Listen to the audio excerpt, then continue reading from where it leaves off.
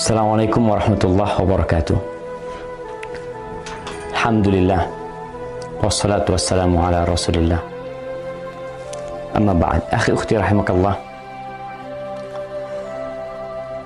Mendengarkan sebuah cerita yang aneh, menyeramkan, terkadang disenangi oleh sebagian orang. Tapi bagaimana kalau ternyata cerita yang disampaikan adalah bohong dan dusta? Maka kita tidak akan suka dengan pelakunya. Lalu bagaimana pula kalau ternyata cerita tersebut disandarkan kepada Nabi alaihi salatu wassalam, padahal Nabi tidak pernah mengucapkannya? Kalau di negeri kita sekarang pemerintah sedang memerangi hoax, dusta, maka para ulama umat Islam sejak dahulu kala memerangi dusta atas nama Nabi alaihi salatu wassalam.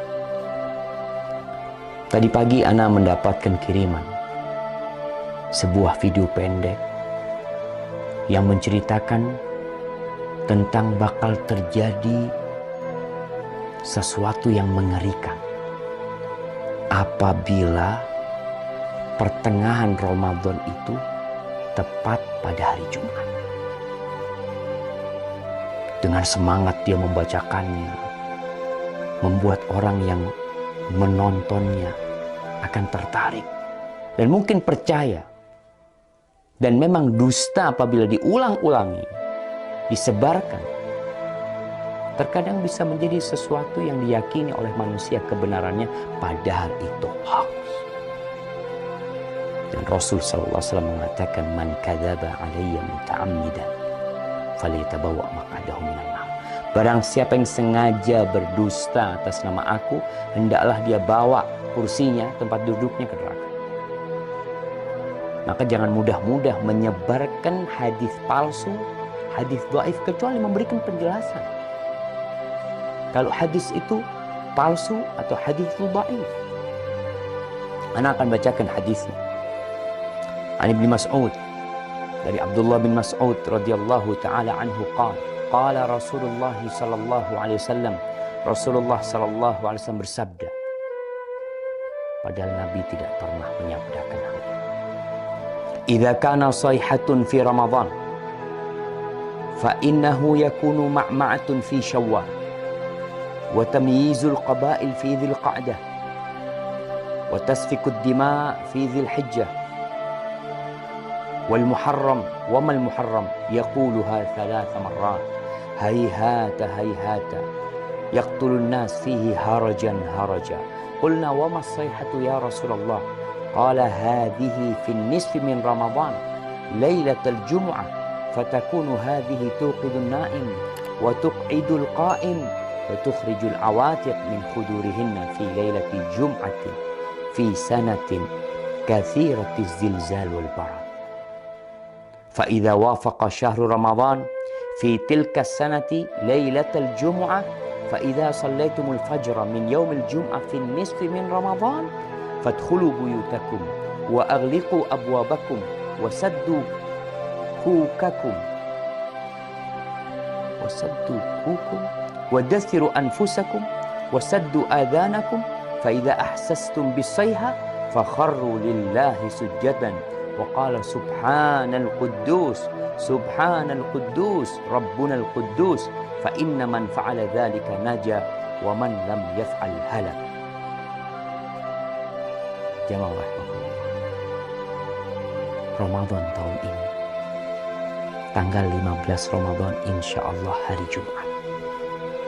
Ini yang menyebabkan penyebar hadis ini, karena hadis ini seakan-akan akan berlaku tahun ini.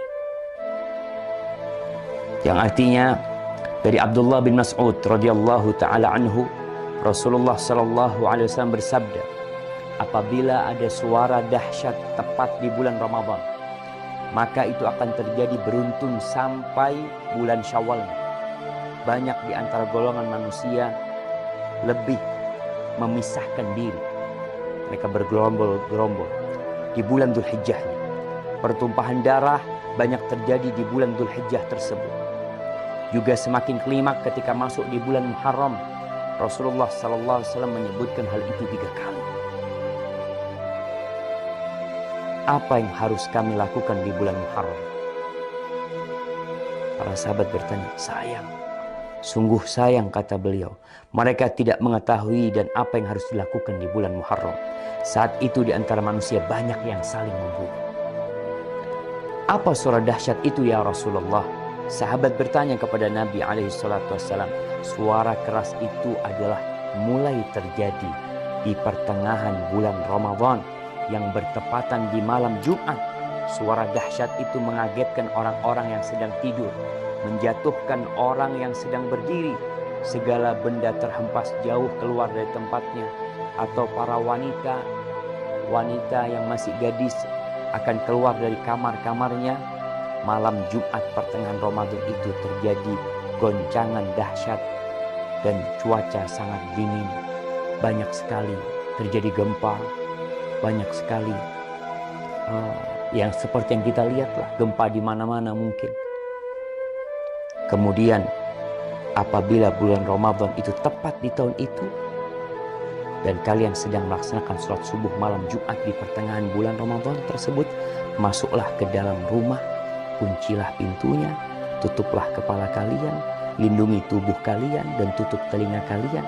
Apabila kalian merasakan suara dahsyat, bersyukurlah, sujud. Nih, ada sujud. Kita tahu sujud itu ada sujud syukur, sujud tilawah, kemudian ada sujud sahwi, ada sujud ketika sholat. Ini sujud ketika mendengar suara keras. Membaca Subhanal Quddus, Rabbunal Quddus. Karena sesungguhnya apabila kalian melakukan itu, niscaya selamat. Jika tidak, tentunya akan binasa. Ini tersebar jemaah di beberapa tulisan. Ini ambil dari beberapa tulisan yang ada di internet. Kemudian video itu juga telah tersebar, yang disebarkan oleh ya entah siapa yang menyebarkan hal itu, menyebarkan hoax. Kita lihat sekarang bagaimana hukum hadis ini. Para ulama menjelaskan hadzal hadis munkar la yasih. Hadis ini mungkar, tidak benar. Al-Uqaili mengatakan laisa li hadzal hadis aslun min hadithi thiqah. Hadis ini enggak punya dasar dari perawi yang thiqah, wala min wajhin yathbut, dan enggak ada yang benar dalam hadis ini. Itu disebutkan dalam Ad-Du'afa Al-Kabir. Dan Ibnul Jauzi mengatakan hadis ini hadza haditsun maudhu. Hadis ini palsu atas nama Nabi SAW. Kemudian Syekh Albani mengatakan maudhu'un, hadis ini palsu, diriwayatkan oleh Nu'aim bin Hammad dalam kitab Al-Fitan. Dan Al-Imam Al-Zahabi mengatakan qultu dha maudhu' wa maslama saqit matruk. Ini hadis palsu. Perawinya ada yang matruk, yang dituduh berdusta. Ditinggalkan. Lalu kita meriwayatkannya, menceritakannya kepada umat, menyebarkannya atas nama Nabi SAW. Nabi bersabda, padahal Nabi tidak pernah menyabdakan hal itu. Jamaah, ma min qaul, tidak ada satu ucapan yang keluar melainkan ada raqib, ada atid. Ma yalfidu min qaulin illa ladaihi raqibun atid. Akan ada yang mengawasi, mencatat. Tapi mungkin sebagian mengatakan, Ustadz kan boleh meriwayatkan hadis dhaif. Kan ada ulama yang berpendapat seperti itu. Kan ada khilaf di antara para ulama. Nah, Anda akan sebutkan para ulama yang membolehkan meriwayatkan hadis dhaif. Yang pertama, mereka mengatakan ini dalam fadailul a'mal, dalam fadilah beramal, bukan dalam menceritakan hal yang gaib, yang mana itu berkaitan dengan akidah seorang hamba nanti. Boleh mengamalkan hadis-hadis dhaif dalam fadailul a'mal dengan catatan 3. Yang pertama, hadisnya tidak terlalu dhaif. Kalau yang tadi palsu. Yang kedua, hadis ini masuk dalam kaidah umum sebenarnya. Yang ketiga, tidak boleh meyakini ketika mengamalkan bahwa itu dari Nabi SAW. Hanya orang ini hati-hati mengamalkannya. Maka hadis palsu, hadis yang dhaif sekali tidak boleh. Kalau antum mau menyampaikan sebuah hadis yang dhaif, sampaikan kalau ini dhaif, kalau ini palsu, agar orang faham dan mereka tidak tertipu dengan apa yang kita sampaikan.